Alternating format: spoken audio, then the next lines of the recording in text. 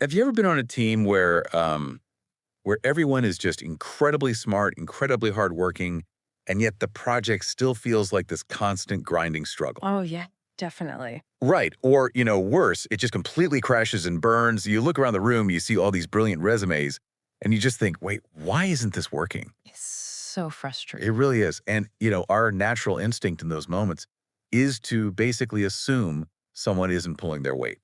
Like we look for a scapegoat or we question the talent level of the people we hired. Yeah, we always think it's a skill issue. Exactly. But what if the problem isn't a lack of talent at all? What if you're actually dealing with a toxic combination of the exact right talent? That is such a fascinating way to frame it. So today, for this deep dive, we are opening up a diagnostic toolkit to figure out exactly who is missing from your project team. And we're going to give you some actionable tips to adjust that composition and actually start hitting your goals. And I love this topic because it completely reframes how we look at failure. We're pulling our insights today from Chioma Asso's book, Unlocking the Team Puzzle. Right. And the core argument she makes here is that team dysfunction is almost always like an imbalance of what she calls productivity personalities. Productivity personalities. Okay, I like that. Yeah, because we spend so much time looking at hard skills, coding, design, financial modeling, that we completely ignore the psychological engines driving the actual people holding those It skills. makes total sense when you think about it. Right. So when a team is stalling out, it's usually because the internal gears of those specific personalities are just, well, grinding against each other. And there are three specific gears, right? Three personality types that we need to define before we can start diagnosing what's broken for you guys listening. Yep, three main ones. We have early starters, deep divers, and final finishers. So let's look at the mechanics of the early starters first. Let's do it. These are your pure innovators, Ah, like the real risk takers.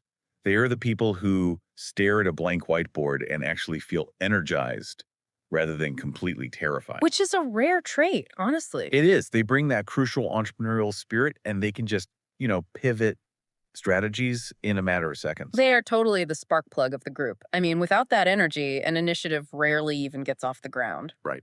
But we do have to look pretty closely at the underlying incentive structure here. Early starters are fundamentally driven by novelty. Novelty. Yeah. Their dopamine hit basically comes from the thrill of the new, the uncharted territory. Yeah. And because their motivation is entirely tied to innovation, there is a massive built in vulnerability. Which is that the moment the whiteboard is full and the project shifts into actual boring execution, Mhm. their engagement absolutely It plummets. falls right off a cliff. It really does. Mm. I look at my own management history, and I've definitely misjudged early starters as just, having short attention spans or lack of discipline. A lot of people make that mistake. But it's an entirely different incentive structure.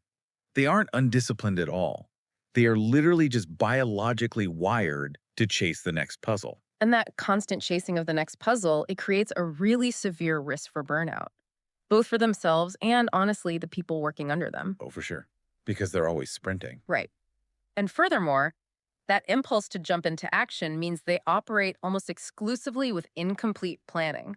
They literally leap before they look because the thrill is in the leap itself. They just assume they can, like, build the parachute on the way down. Exactly. Which is absolutely terrifying if you are the person who actually has to sew the parachute. Yeah, no thank you.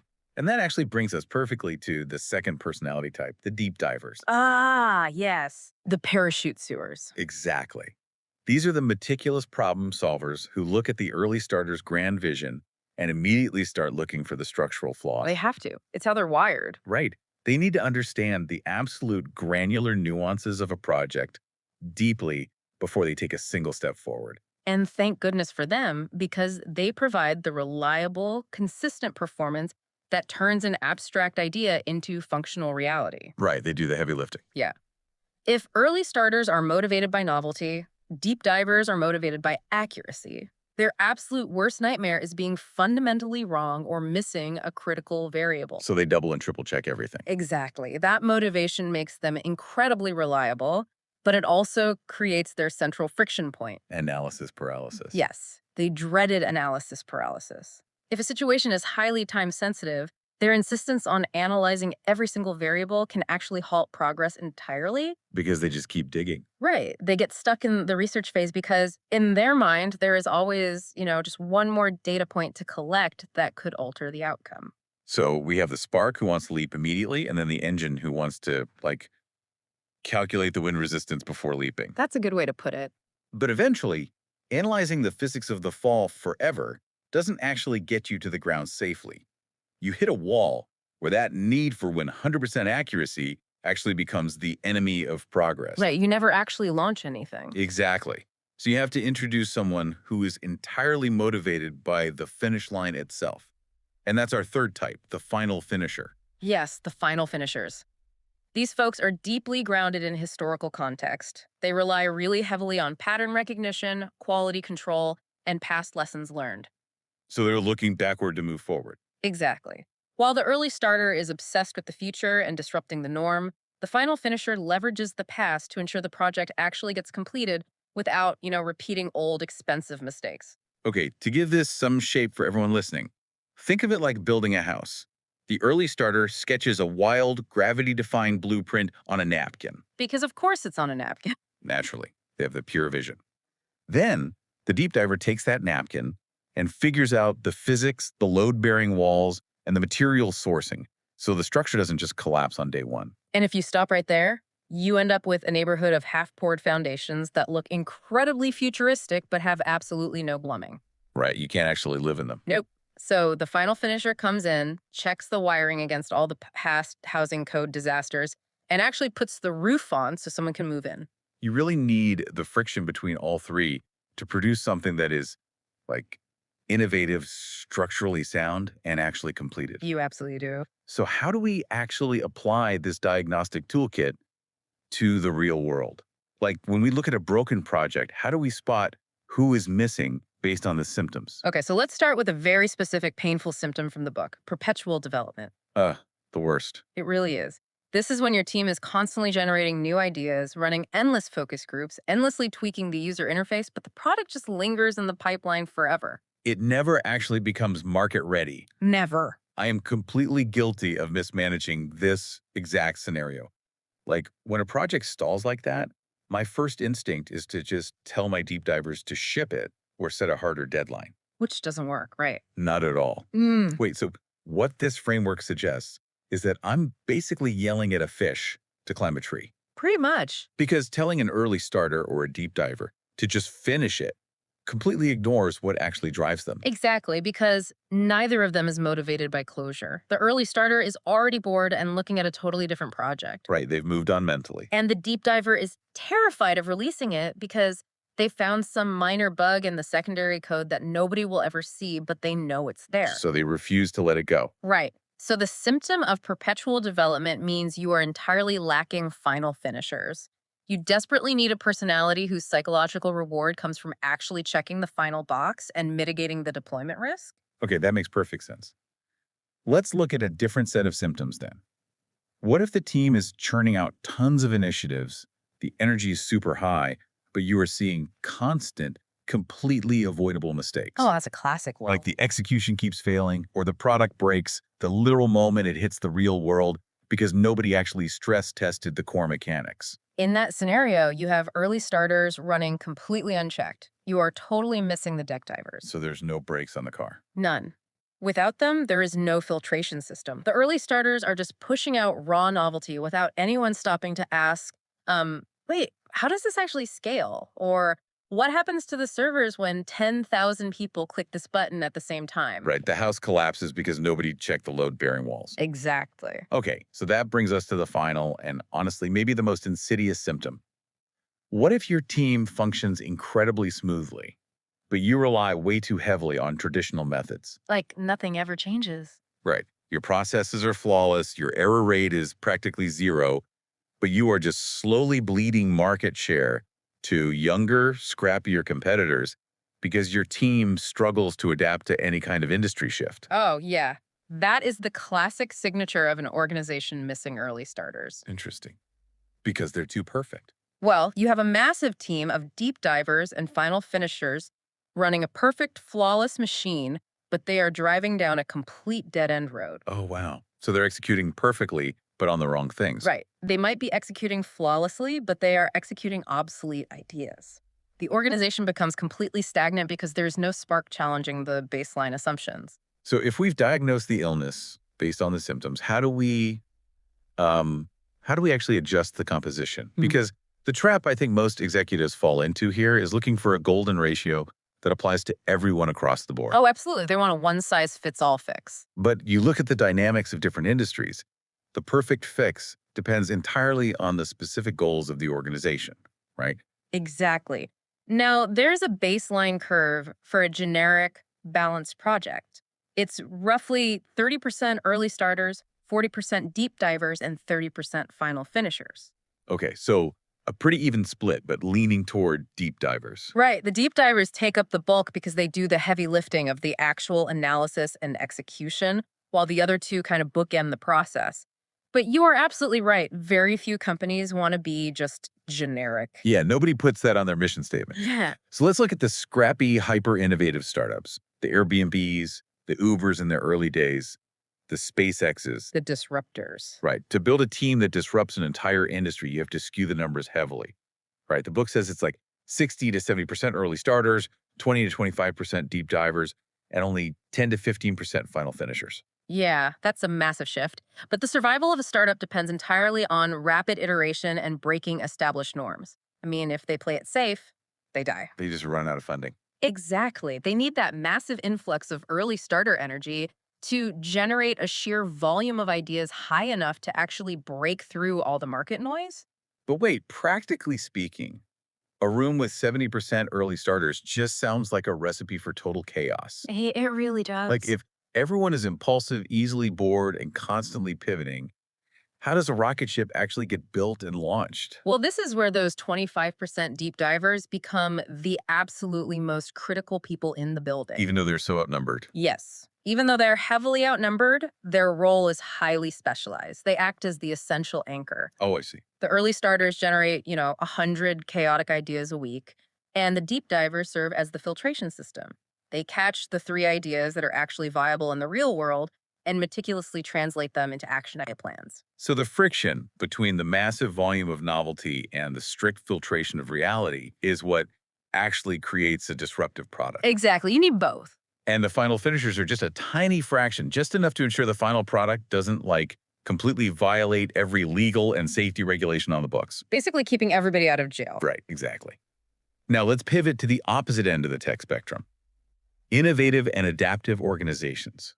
We were talking about the massive giants now, like Amazon, Netflix, Google. Right. The heavyweights. They still need to be agile, but they aren't scrappy anymore. No, not at all. And because of that scale, the ratio flips entirely.